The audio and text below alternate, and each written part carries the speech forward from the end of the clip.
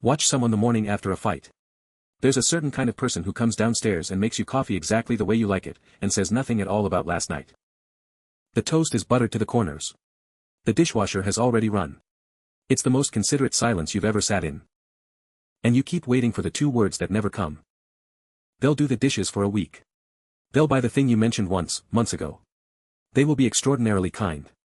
They will not say sorry. And when you finally push for it, you get a strange sentence back. I'm sorry you feel that way. That's not an apology. That's a receipt for your reaction. So here's the question this whole video answers. Why can some people do every single thing an apology does, except say it? And before you call it ego, or arrogance, it's neither. It sits far closer to fear than almost anyone would guess. Here's the thing almost everyone gets wrong. They are not refusing to apologize. For them, the word simply does not mean what it means to you. When you say sorry, you're talking about a thing you did. One event. One afternoon. It has edges. You hand it over, it gets received, and the thing is finished. The word is a door closing quietly behind an event. But for them, there's no line between what they did and who they are. The deed has no edges. It bleeds. So when you ask them to admit one thing, they hear you asking them to admit everything. I did a bad thing, and I am a bad thing, are the same sentence in there. There's no gap between them at all. That's the whole mechanism, right there. You're asking for a fact. They're hearing a verdict. And nobody hands down a verdict against themselves. So where does a person learn to weld the thing they did onto the whole of who they are? The same place most of this gets learned. Early, and by accident. Picture a kid who breaks something. A glass. A window. A rule. In one house they hear, that was careless, let's clean it up. The act gets named. The kid stays a kid. In another house they hear, what is wrong with you? And that's a completely different sentence. That one was never about the glass. Say sorry in that second house and it doesn't end anything. It's the moment the lecture starts. So the kid runs the experiment a few times, the way kids do. Admit it, and get more. Deny it, and sometimes get away. And the lesson lands, hard. Confession is not the end of the punishment. Confession is the evidence. Never hand them the evidence. That's it.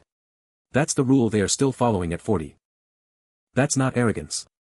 That's a kid who worked out, correctly, that the truth cost more than the lie. But a person who cannot say sorry still feels sorry. And that feeling has to go somewhere. So watch what they do instead. This is the part that reorganizes everything you thought about them. They apologize constantly. They just never use the word. The pancakes on a random Tuesday. The car suddenly full of petrol. The favor nobody asked for. That's the apology. That's the entire apology. It just arrives with the label peeled off. And it costs them 10 times what the sentence would have cost. Which is the strangest thing about the whole pattern. They will do the harder thing. Every single time. As long as the harder thing isn't that. Remember the map. 2 pins, an inch apart. They will drive the entire coastline to avoid the road between them. Because the long way is exhausting, but the short way asks them to say one thing out loud that they genuinely believe would end them. But here's the problem with an apology that has the label peeled off. Nobody can read it. You get the pancakes. You don't get the point. So you wait. Because you never wanted the pancakes. You wanted the sentence. And waiting for a sentence that never arrives does something to a person. It starts to feel like being told you don't matter enough to be wrong about. So from the outside it reads as contempt. Cold. Arrogant. Like they think they're above it. But you're reading the wrong side of the glass. Walk around it, and you'd see what's actually going on in there. They're not feeling nothing. They're feeling so much they can't stay in the room with it. And here's the cruel loop. You call them arrogant. And what they hear is, they already think I'm a bad person. Which confirms the exact thing they were terrified of. So the mouth clamps down harder. And now the two of you are locked in the same machine, turning the same handle from opposite ends. Now here's the part nobody tells you. Ask them about it weeks later, calmly, and something odd happens. They can describe exactly what they did. In detail. Down to the sentence that landed wrong.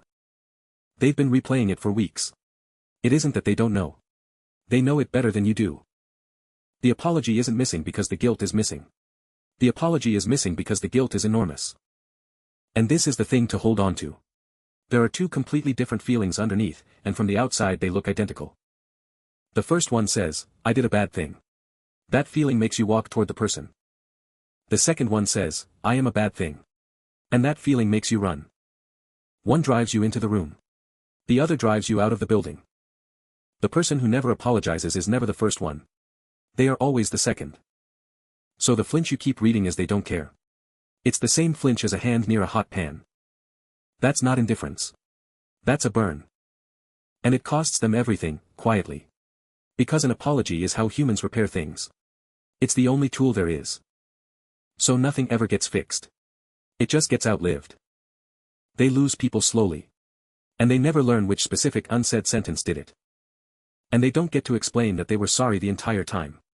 Because explaining that would mean saying it. Which is exactly where you should stop. And check your own pockets. There's a person you owe one to. You know who it is. You've known for a while. And notice what you've done instead. You liked their post. You sent the funny thing. You were extra warm the last time you saw them. That's a label peeled off. That's the long way around the coast. And notice the sentence you built to keep yourself safe from it. They know. Or, it was mutual.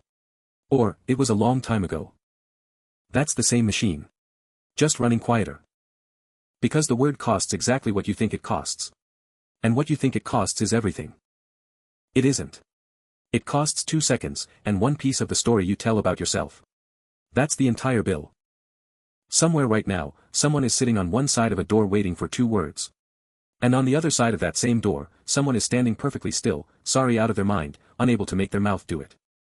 And you'd recognize both of them. Because you've stood on both sides of that door. 2 pins. An inch apart. And a whole life spent driving around.